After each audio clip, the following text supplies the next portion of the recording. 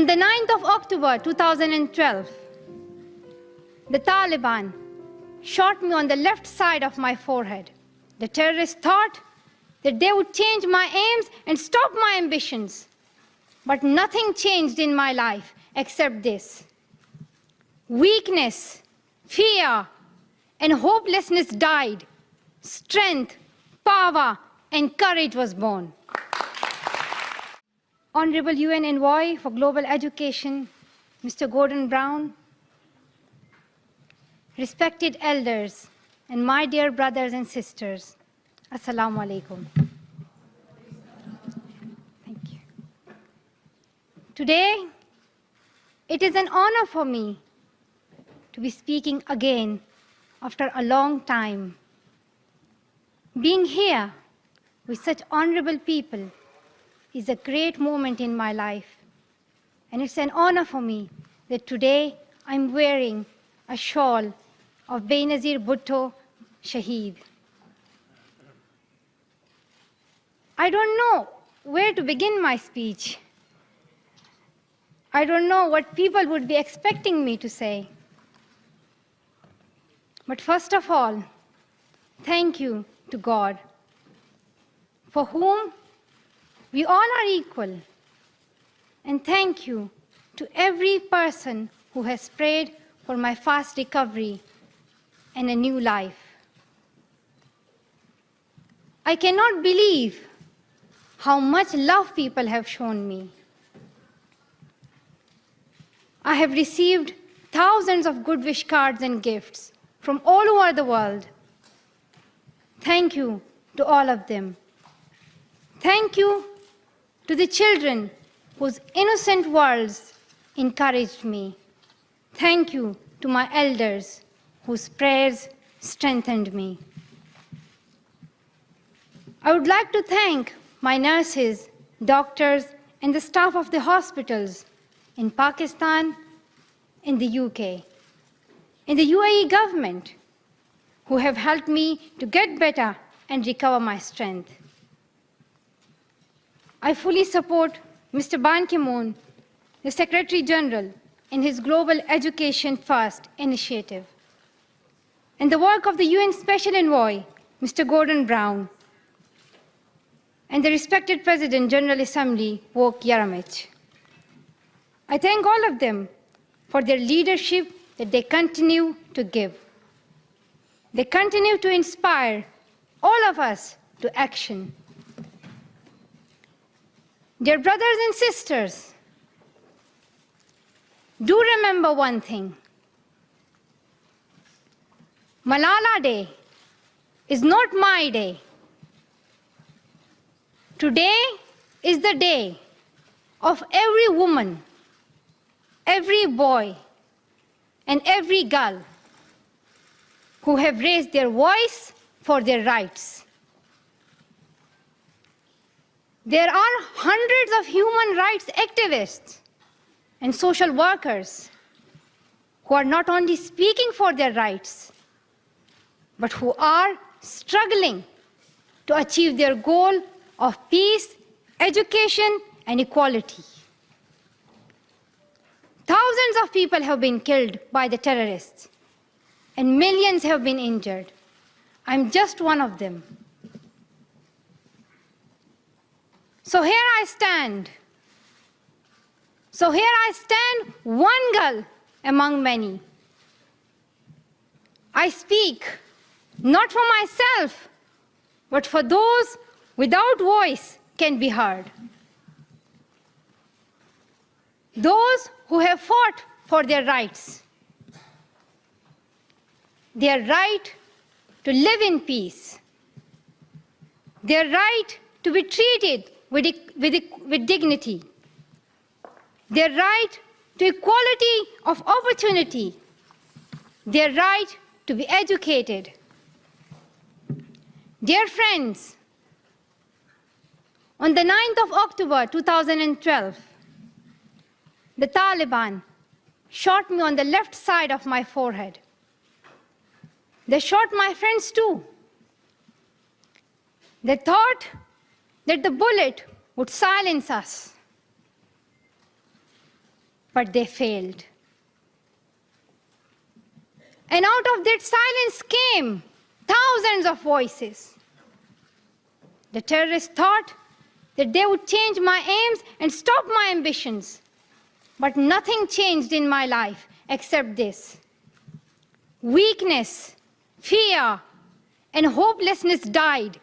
Strength, power, and courage was born.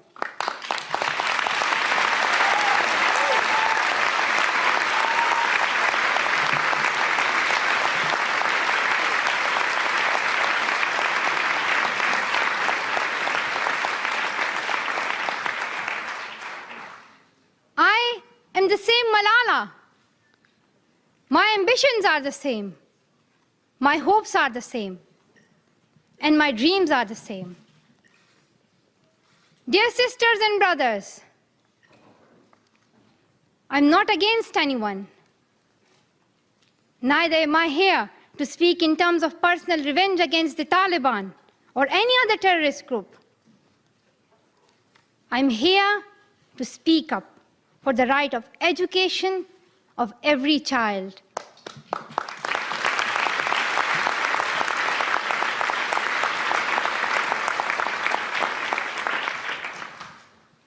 I want education for the sons and daughters of the Taliban and all the terrorists and extremists. I do not even hate the Talib who shot me. Even if there is a gun in my hand and he stands in front of me, I would not shoot him. This is the compassion that I have learned from Muhammad, the Prophet of Mercy, and Jesus Christ and Lord Buddha. This is the legacy of change that I have inherited from Martin Luther King, Nelson Mandela, and Muhammad Ali Jinnah. This is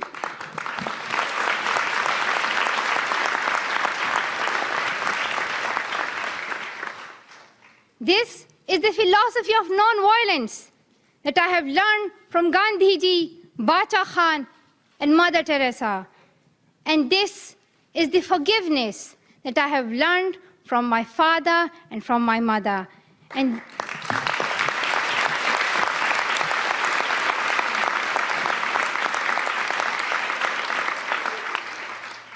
this is what my soul is telling me. Be peaceful and love everyone. Dear sisters and brothers, we realize the importance of light when we see darkness. We realize the importance of our voice when we are silenced. In the same way, when we were in Swat, the north of Pakistan, we realized the importance of pens and books when we saw the guns. The wise saying, "The pen is mightier than sword," was true. The extremists were and they are afraid of books and pens. The power of education frightens them. They are afraid of women. The power of the voice of women frightens them.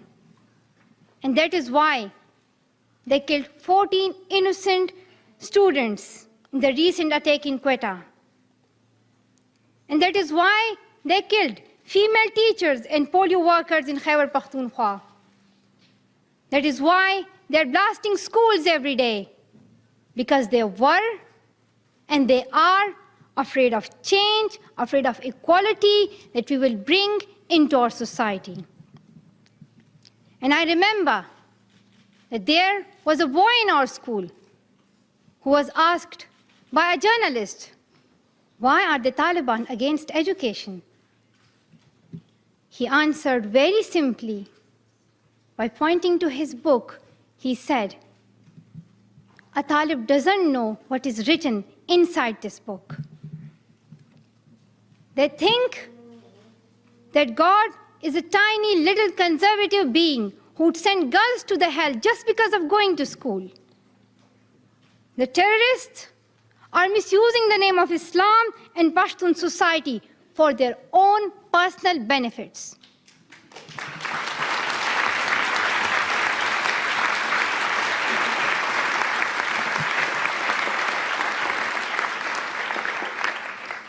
Pakistan is a peace-loving democratic country.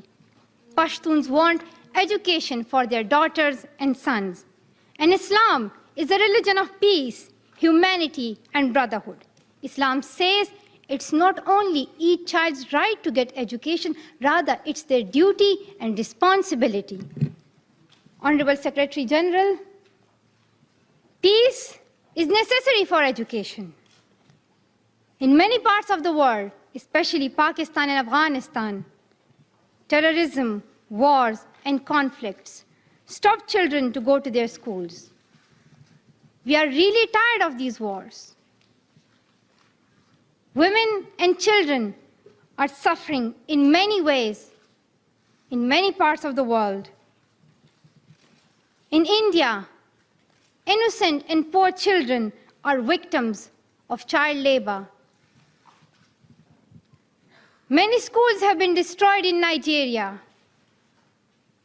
People in Afghanistan have been affected by the hurdles of extremism for decades.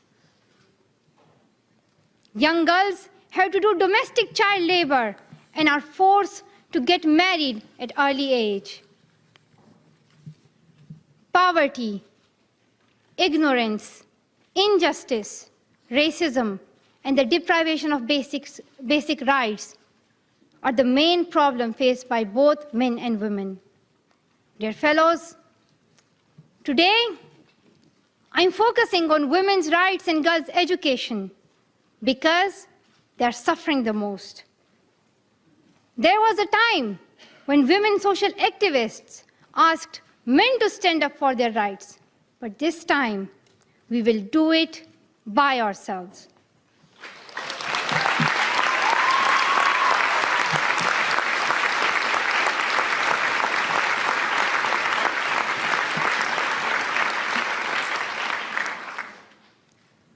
I'm not telling men to step away from speaking for women's rights. Rather, I'm focusing on women to be independent, to fight for themselves. So, dear sisters and brothers, now it's time to speak up. So today, we call upon the world leaders to change their strategic policies in favor of peace and prosperity. We call upon the world leaders that all the peace deals must protect women's and children's rights. A deal that goes against the rights of women is unacceptable.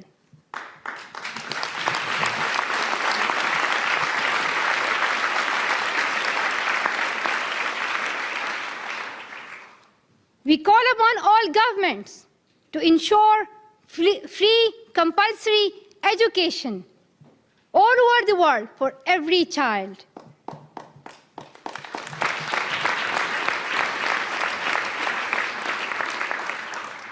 We call upon all the governments to fight against terrorism and violence, to protect children from brutality and harm.